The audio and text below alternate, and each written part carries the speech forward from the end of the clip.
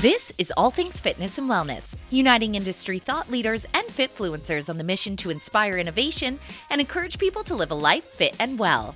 Brought to you by the British Columbia Personal Training Institute. Learn how to train, gain, and retain clients. Visit bcpti.ca. On today's episode, we're thrilled to welcome Charlotte Elizabeth, a talented content creator, professional model, and confidence coach. Charlotte's impressive career as an extended sizes model spans over a decade. In addition to her modeling success, she's cultivated a robust social media presence dedicated to spreading the message of confidence and body positivity.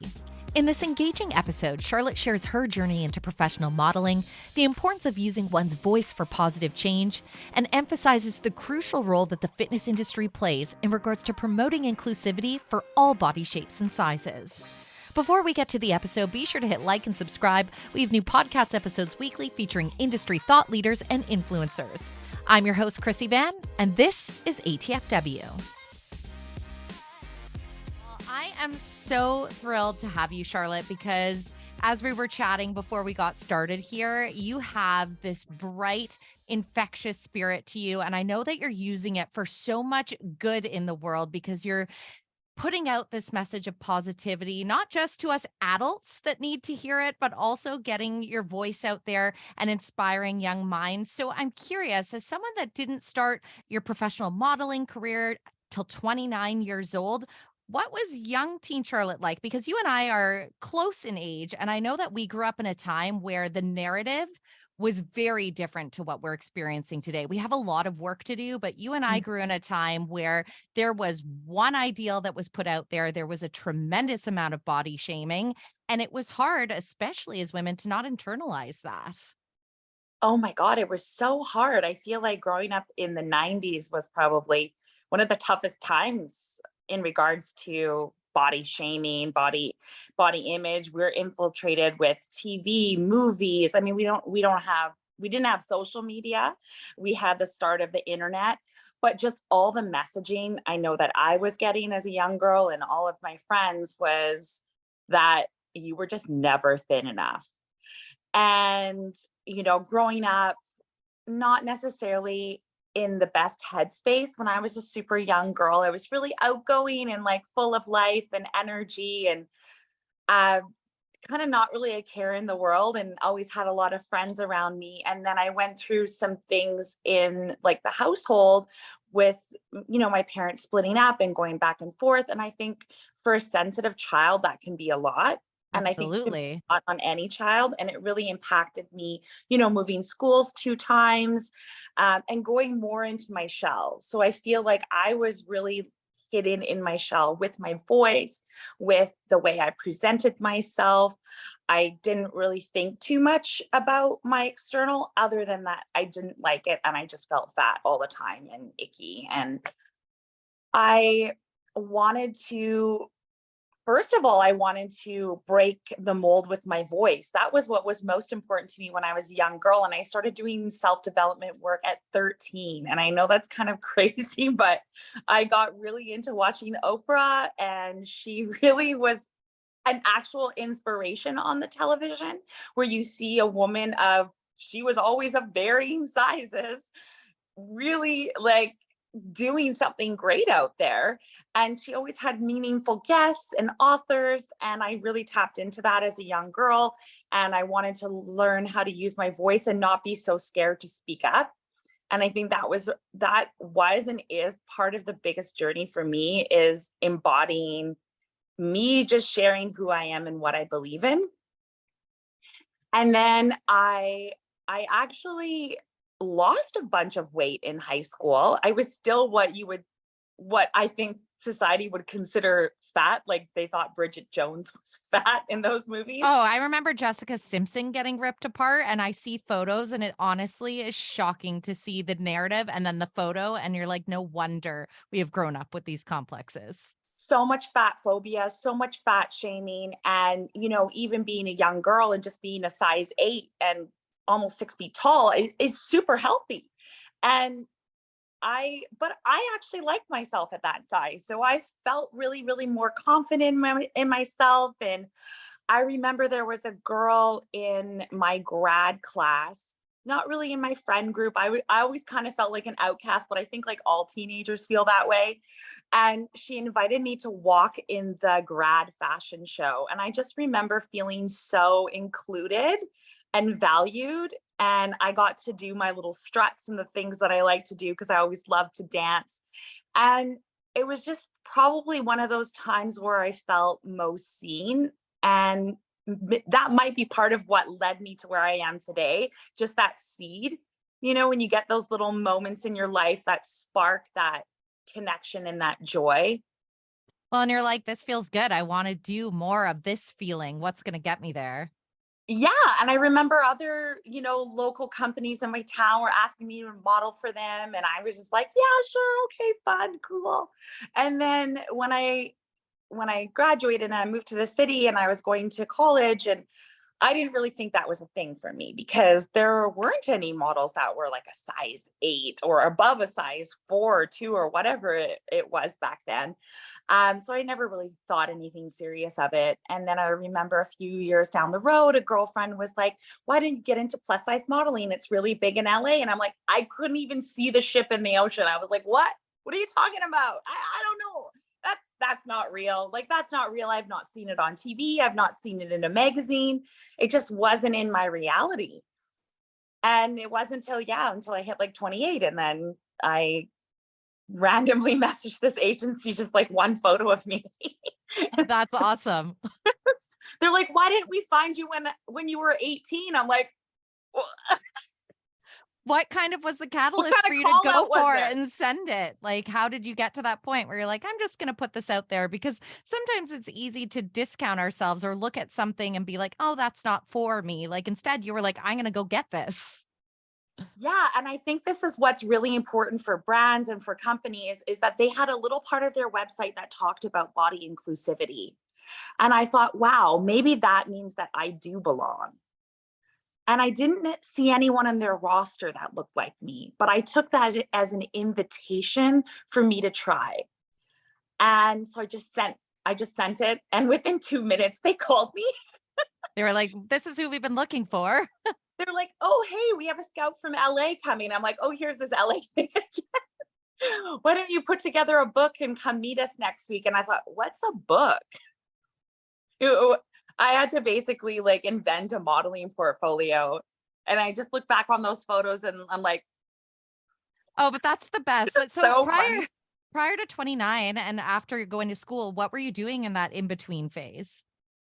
Working lots of different jobs in marketing and events in hospitality. I was traveling the world. I was just being like a 20-year-old.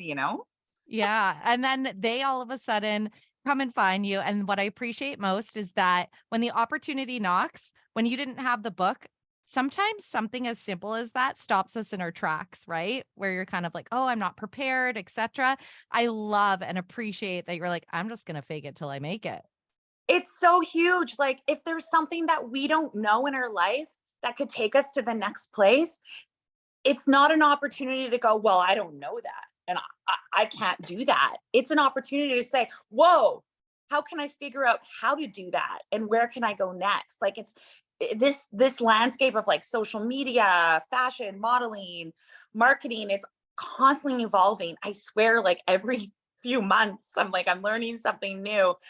And it's like, okay, well, who can I connect to that's going to show me that? So, my friend's son was an up and coming fashion photographer. So I called him right away and I was like, "Can you help me?"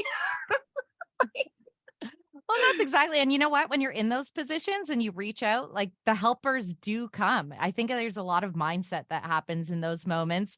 Once you make this connection now and you have some representation, where does your career go from here? Well, it was still back then. And we're talking like, 12 years ago. And plus size modeling still wasn't a big thing. And especially in a smaller market like Vancouver, it took me years to like really, really work hard and do a lot of free stuff and do a lot of like trade for promotion and just to build my book to be able to get my US work visa. It was a lot easier to get a work visa to go to Europe because of the connection we have with the UK. So I did that. But my home was here in Vancouver. So I really wanted to root here. I didn't, and then the market really evolved where a lot of brands weren't doing what's called direct booking. So you could have a US work visa, but you'd actually have to go and live in LA or New York Gotcha. to be able to work with those US brands. And now we've seen a new evolution where it's not like that anymore either. More brands are doing more direct booking, or they're just sending product to models and they're saying, okay, well, you do something on social media, do a video, do a shoot with a photographer that you know. And so it's the landscape is constantly changing. Well, and the nice thing is you're somebody that's clearly really open to adapting with that. As your modeling career is growing, you're making those connections, you're starting with the first trades. At what point did social media enter your sphere? Because I think it was 2011 when Instagram first came to fruition. So when did you hop on board and start putting yourself out there in that way? Yeah, I was just trying to do the math on that the other day. I know I got on Facebook right away, and Instagram, I remember the day my agent called me and said, you need to get on Instagram and you need to build your social media now. And it was from the day before of, don't put your book on social media. True, And right? I was like, And you're like, I'm sorry, what? trying to pivot. What? Oh my God. She's like, brands are going to want to work with models that have bigger followings. This is the new thing now. So I just remember back then doing all these photo shoots, and Instagram was a far different landscape where it was all about like cultivating these very curated looking profiles and pages. So I was super into that, posting consistently, having the calendar to post, and having messages that go along with that connected with body positivity. And yeah, I feel like that grew in its own sphere aside from the modeling. So it's funny how the two kind of play hand in hand. Well, and it's kind of nice that you had that seed planted from them to, as you say, your Facebook was already growing. And I saw you've been very successful in that space. And then once again, you kind of have to learn the in and outs of a new platform. But when we go public on these platforms, it can invite a lot of positive to our lives and a lot of conversation that's important to have. And on the complete flip side of that, we know that bullying runs rampant in those spaces. What were some of your first encounters of that, and how did you deal? Fitness World's 16 British Columbia high value, low cost gyms are committed to helping people reach their fitness goals, whatever those may be. Exercise and movement play a pivotal role in supporting people's overall health and wellness. And it is Fitness World's mission to provide the facilities, services, and amenities to help you achieve your fitness your way. Visit fitnessworld.ca for more information. Yeah, I feel like I've been so lucky. And I feel like there's some kind of angelic aura protecting me or something, that I've had like almost no bullying on, like very little. Like I could probably count it on like one or two hands, and that's it.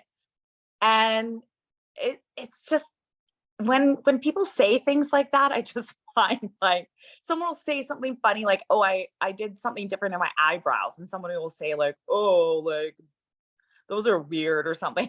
You know, like who cares? Like honestly, if people have such little value of themselves that they have to spend their time looking on social media something negative that they can say about someone else, I just really feel sorry for that person. I'm like, okay, congratulations. Like, I honestly have the exact same philosophy because I truthfully will put myself in their shoes for point 0.5 of a second and be like, okay, how does your day look if that's what you're going around spreading into the world? And I can't imagine it comes from a positive mindset at no, all. And think, no. and then you're just like, well, I normally write something positive back, like, have a beautiful day. And Yeah, then they don't know how to react to that. exactly. That's a good one for sure.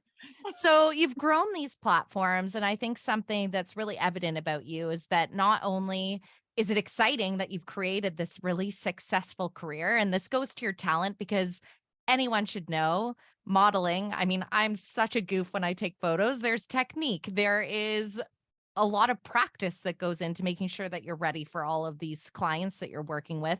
But on the same time, as your platform's elevated, you've really used that voice that sparked at 13 that said, I want to create change. So talk to me about the message that you're really looking to get out there and convey. Yeah, yeah. I feel like it's just like I always want to bring that girl along with me on the journey. So it's like I'm talking to her when I'm talking to everyone else. And it's saying like you just do you. Like I feel like each one of us is so uniquely cool and we're so uniquely beautiful and we have our unique talents, and it's embracing the things that we love and that we're passionate about. I just happen to be passionate about playing dress up, and I've been passionate about it since I was like 5 years old. So I get to do that. And I get to share fun, uplifting messages when I do it. So that's something I'm super passionate about. But that might not be what someone else is super passionate about, but I might influence them to say, hey, you can feel good in your body right now, whatever shape or size it is. Are you somebody that you feel you can hold on to that confidence at all times, or are there any moments where that's shaken for you? And if so, how do you route back to connect with that?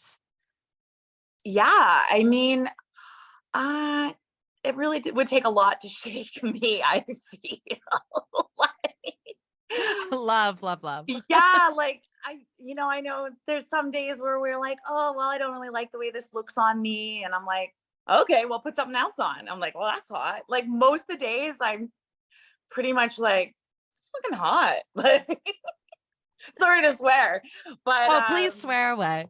I It's a safe space yeah, here. I've been many different sizes through my modeling career. So none of that has shaken me in my career going up and down in my weight or my size, like between like a size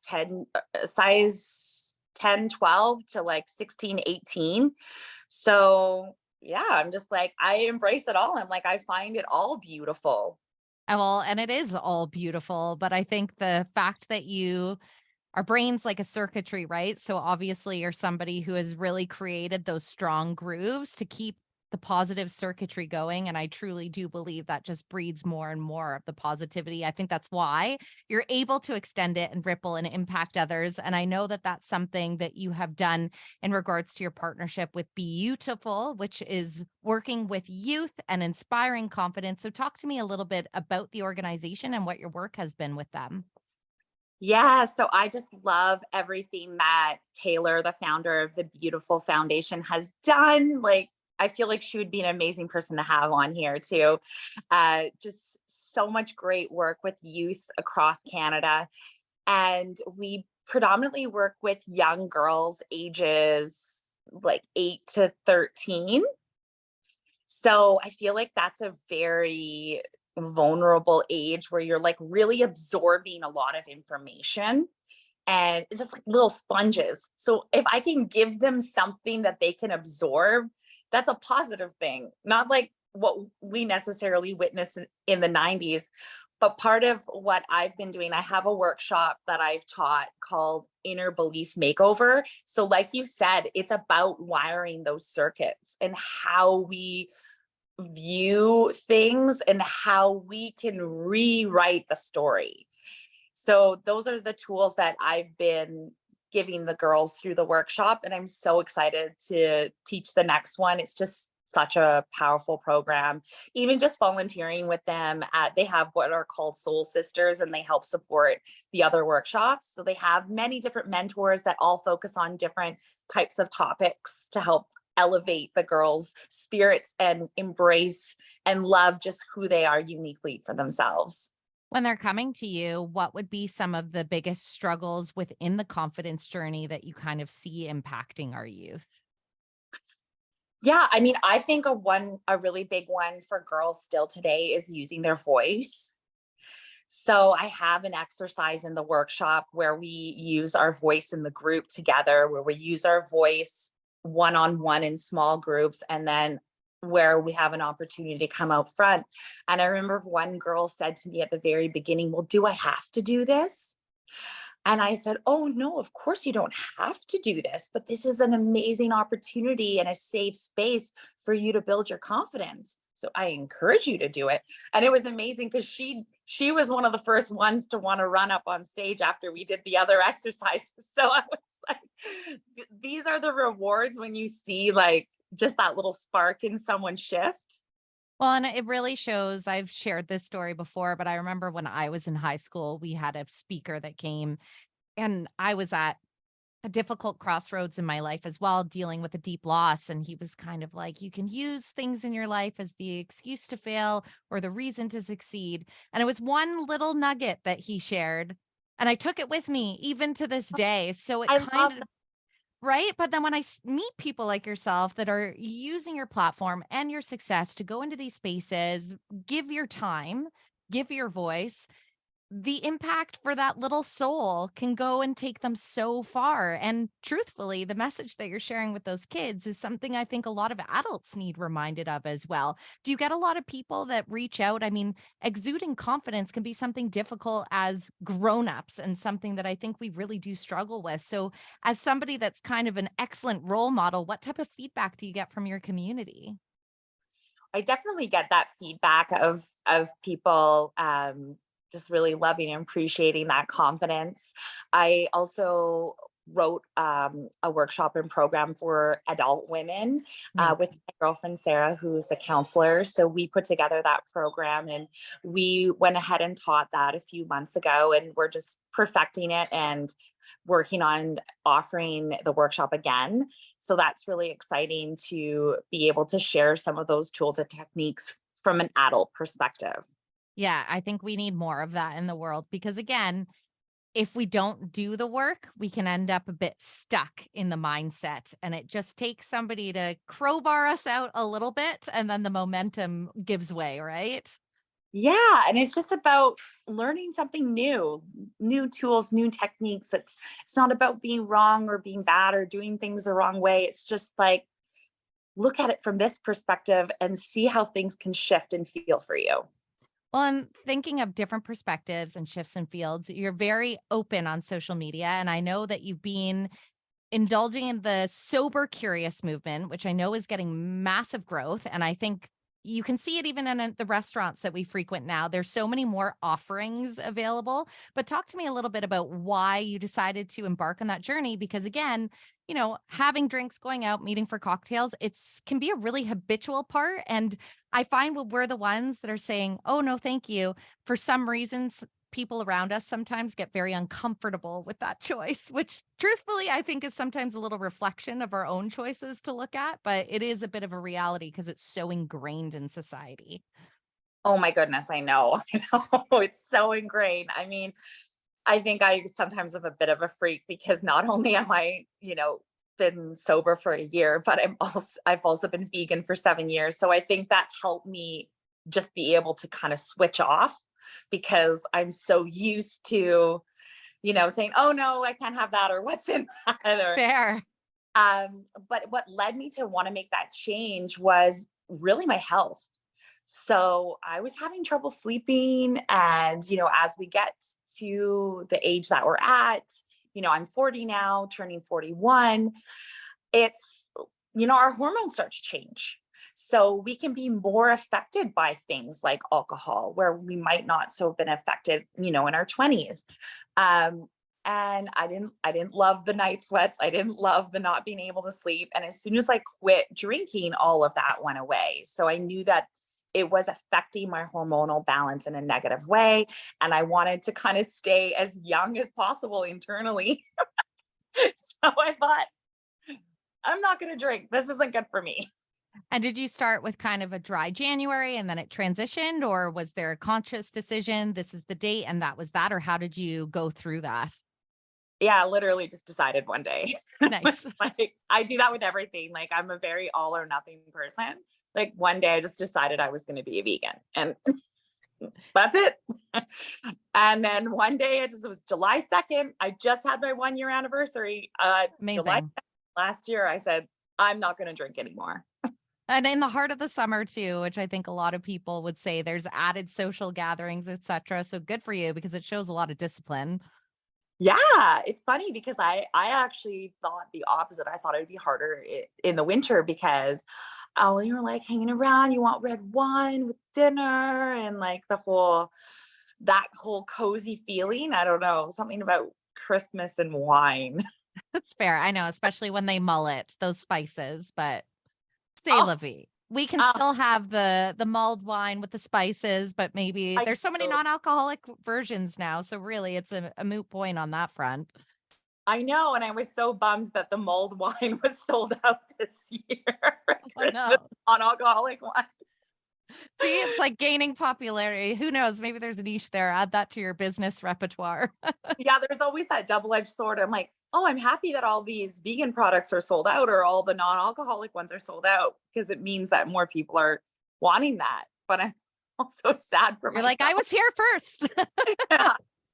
How have you felt since that transition, though? I mean, 1 year sober, that's an accomplishment for sure. Did you feel the shift? Yeah, I feel just like always like this clarity, you know? I just feel like never ever hungover. This past weekend I went to 3 parties. I never once felt hungover. That's a bonus. I mean, a little tired, but not hungover. Probably tired because you've got some epic dance moves you share on social media, and I can only imagine them in a party setting. There was some dancing happening. Here's hoping. I'm like, life is a dance. I'm the same. I'm a hardcore kitchen dancer. So when I see you, I'm like, yep, I feel that. I think we need to have a kitchen dance party. So, Definitely. Well, I know as well in your openness on social media, and I don't know much about this, and it looks like there was a lot of Q&A as well. And forgive me if I pronounce this wrong, but lipodemia? Lipodemia? mhm. So talk to me a little bit about what that is, why you decided to share, and what brought you to that. Yeah, I just wanted to share. So, what lipedema is it's a genetic fat disorder that affects 1 in 11 women. It's not as commonly known because, again, women's health through our medical system has never really been a priority. I feel like it's gaining more strength now over the last few years. So there is more research going into what lipedema is and how it affects women and how to diagnose women that have it. Um, so it's a genetic fat disorder. So that means that the lipedema fat doesn't respond the same way to standard methods of weight loss. So the reason I wanted to share about lipedema and the fact that I have it was just to create more awareness that bodies come in all these different shapes and sizes, and don't judge a book by its cover as to how healthy it is or how much it works out, because everyone's going through their own personal journey with their own genetics, their own hormones, and how that's affecting their physical body and their mental health. Well, and I think a lot of people had questions there from you because they were like, oh, I can relate to this because one of the things that you shared as well, it didn't seem like when you were bringing concerns up within the traditional medical system, you were necessarily getting the answers that you were looking for. I felt like there's more, there isn't a lot of awareness around it just because it's not taught in university. It's doctors that are learning about this after the fact. So I was able to find a specialist here in BC. There's a few of them that work with lipedema and lymphedema patients, and he was the one that diagnosed me. So, you know, and my doctor was super open to sending me. They're like, okay, I know nothing about this, but if this is something that you want to pursue, then we're happy to send you to the specialist. But, it took like a long time to get in, almost, like 8 months or something like that. Yeah, So, it's a good reminder to advocate, right? I think that oftentimes I'm so grateful. I go to the doctor, I don't get a bill. So I don't want to get in a whole politicized discussion of yeah. the state of our system. But that being said, I think it is important, once again, to use our voice when we're kind of like, there's something I want to explore, or nobody knows your body best than you. And so sometimes you just kind of need to plant the seed and see where things go from there.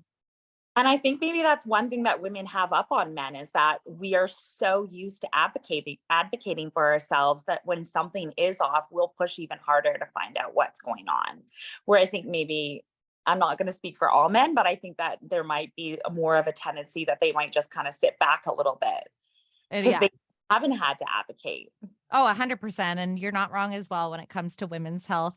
The amount of studies, there's so many medications that are everyday medications that we take that when you look into the studies haven't even been tested on women, or like side effects aren't matched. It's a bit of a rabbit hole, but you're kind of like, we've got a little bit of a ways to go. Yeah, yeah. And even with lipedema, it's, the studies are showing that it's connected to our hormones and something to do with the estrogen receptors. And so I'm on a wait list to see, an endocrinologist that specializes in genetic weight disorders. So, I was like waiting. But all along, I mean, I still embrace my body as she is, the way she is. Um, it's just, more as we go through hormonal changes, that's when the disease can amplify. So for me, I want to be proactive to be on top of that. Well, and you are somebody I really like that you highlighted, no matter what shape or size we are, it's not an indicator of whether we're a healthy body. And certainly you're somebody as well that celebrates movement through dance, but also through fitness at the gym. What do you get from the experience of getting your workouts in? What does it mean to you? Yeah, I mean, I just always feel amazing after. So I feel like it's like a high. I'm like, It I'm is. the hit. What do I they call that? Like something hit? The hit workouts? Yeah, the high intensity interval and you're like, "Woo!" Yeah, I'm here for that hit, like the endorphins and all the good energy and that flashlight, like beautiful radiance that we get after our workouts. Yeah, it really is all about the mental health side of it. I find it completely helps provide more clarity in our lives. And yeah, you just feel incredible. I think that's one thing. I mean, when we look at Canada, the United States is the same thing. There's a lot of people that just aren't getting enough movement. And something that I use my platform to emphasize a lot is that movement can look like anything, a walk with a friend. It can be dancing in the kitchen, and it's just celebrating what our bodies are able to do. If you're given the gift of a body that'll move, we kind of have to be reminded that it can be play, right? Yeah, and I think that's like such a healthy perspective because when we go on the flip side and think too much like, well, I'm not losing weight or I want to do this to get like ripped abs or and if you're someone in like my boat that has like a genetic fat disorder and all of those methods don't always work, then that's going to be really tough on your mental health. So I don't really think that can serve some people in what they want to accomplish and all power to the people that are like out like doing their thing, training how they want to train.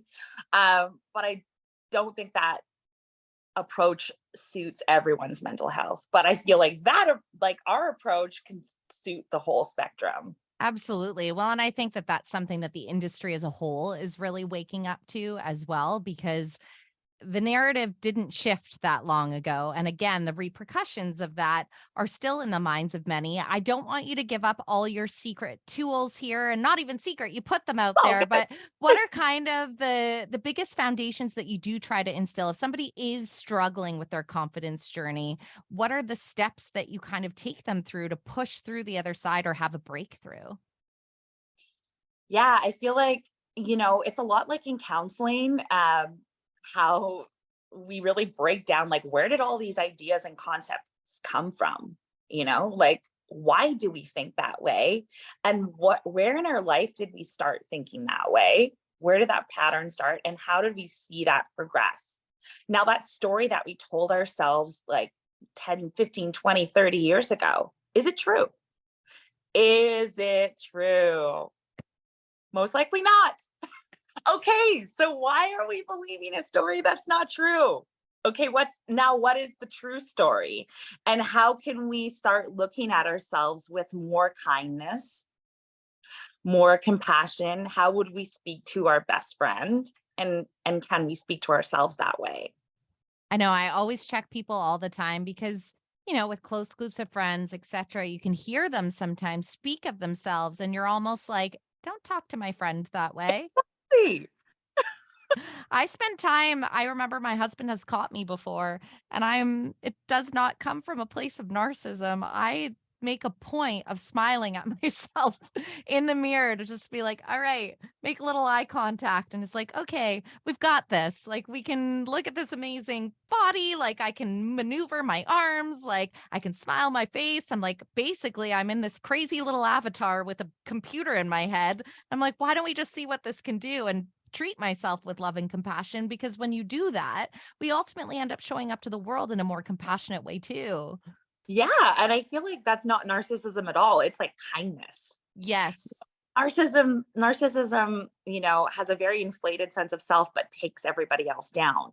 Feel like we might have a little bit of an inflated sense of self, but we want to bring everybody up in the hot air balloon. Okay. Exactly. We're like, come on, there's room for everyone over here. Yeah. 100%. Honestly, your energy is just incredible. I'm curious for you. You've had these kind of transformations that you've given yourself in career. You've brought and invited a lot of success into your life through action. What's next for you? What are you hoping to accomplish in the next little bit? Yeah, I know, right? It's funny because I've been so busy just with my day-to-day work, in modeling and social media, but helping others and doing the workshop and doing that maybe on a bigger platform, having maybe it's like my ultimate dream is to have Let's my own have it. style TV show. That's my Yes. ultimate. So, and in the realm of helping others. So I feel like that has always been in my goal chart probably since I was like 20 years old. So that's 20 years ago. It's still in there. It's still there. Honestly, that's how they happen though. And I think it's every step that you're taking along the way is something that's propelling you closer and closer to that. And I also, it's not lost on me when you said that your inspiration was Oprah in the beginning at 13 years old. It makes a lot of sense because it sounds like you would love to give to others what fueled you in a time that, I mean, that's a pinnacle age. And especially for a lot of children of divorce, if you're in split households, it can be very tumultuous. And when you are at that pinnacle age, it could have kind of gone in either direction if there wasn't that role model. Yeah, it's so true. And I'm like forever grateful for her and her programming. And people can like some people have negative things to say, some people have great things to say. People could say what they want. I'm like, it was healing and empowering for me. And that's what I hold on to. Well, and you have been such a huge part of the narrative for more inclusivity. As you said, starting your professional modeling career, there wasn't even a blueprint of anyone that matched what you like. You couldn't see yourself in the media that was out there, which is really difficult when there's not representation, and you are the representation now. But we do have more work to go, I feel. What Oh are you yeah. hoping? Like, are there any certain areas or industries or things like that where you're kind of like, we need to continue to step up to the plate? Yeah, I mean, that's a really, really great question. And I mean, I love what the fitness industry is doing now. Like with being part of the campaign, the latest campaign for fitness world, it was so nice to be included and be someone of like that occupies a larger body that's showing like, hey, I go to the gym too, because that welcomes other people into the space to say like, I belong here too. And I feel like just seeing more of that, in advertisements, seeing more of that in social media, seeing like I love watching people of different like body shapes and sizes doing their workouts. I follow a ton of people from like super fit to like, super curvy and like just doing their thing. Like it's inspiring. And it really is. It's a space for everyone. Like, quite Yeah. honestly, those ideals, as I say, that were, and I say ideals with quotations that you cannot see if you're just listening by voice, because they're not ideals. We really were subscribed something that was really unhealthy to a large degree. I mean, I think of myself even going through high school, and before prom, people are trying to do the cabbage soup diet, which quite literally was something that people did before they went to surgery because they had to lose weight very quickly. That is incredibly messed up for a young mind to think that that is a requirement for them to feel good enough. And I think no matter what shape, size we occupy, all of us mentally have kind of had to fight that. And I don't think that that's exclusive to women either. Mhm. Dysmorphia is something that impacts anyone in society because we are constantly fed information, whether it's photos, videos, even more so in the era of social media. So I think having a voice like yours in the mix, Charlotte, your energy just leaps out of every single post. It's no wonder that you've had this success and momentum, because I can tell that you're so very rooted to your purpose in a really pure way. And when you show up that authentic, I think it's impossible for it not to lead to beautiful places. Yeah, maybe that's my aura of protection from the negative bullies. Yeah, exactly, exactly. Well, and honestly, I think it's like, I feel like if you encountered a bully, you'd somehow send them on their way with wings, you know? They'd float up and see the light in an instant. Well, well, I'd always love to end every episode with a quote or a little inspirational nugget of wisdom. So what would be a lasting note that you would like to leave us on here? Just embrace yourself as you are right now. Whatever you think you need to change, do better, look this way, not look that way. Fuck it all. Just embrace you and go out there. Like you said, smile at yourself in the mirror, put on that outfit that makes you feel the damn best, and get out there and strut your thing, you know? Black and right. That's my favorite one that I've had so far. And if it's us, it'll probably involve a little disco attire. Am I right? Oh, yeah. I broke up the disco balls this weekend. Honestly, I was looking around my podcast studio at the kettlebells and I was like, I have a glue gun. I think I need to like disco-fy these things. I had a half tan discotheque party on Sunday. Amazing. Everyone As one showed up should. in tap dance. Brilliant. I love, love, love this. But Charlotte, I so appreciate your time. I know you keep such a busy schedule, but I just felt like that vibrant spark. I was like, I need to have a little bit of some of that. Yeah, I appreciate the opportunity to share with you and with your viewers. So thank you so much.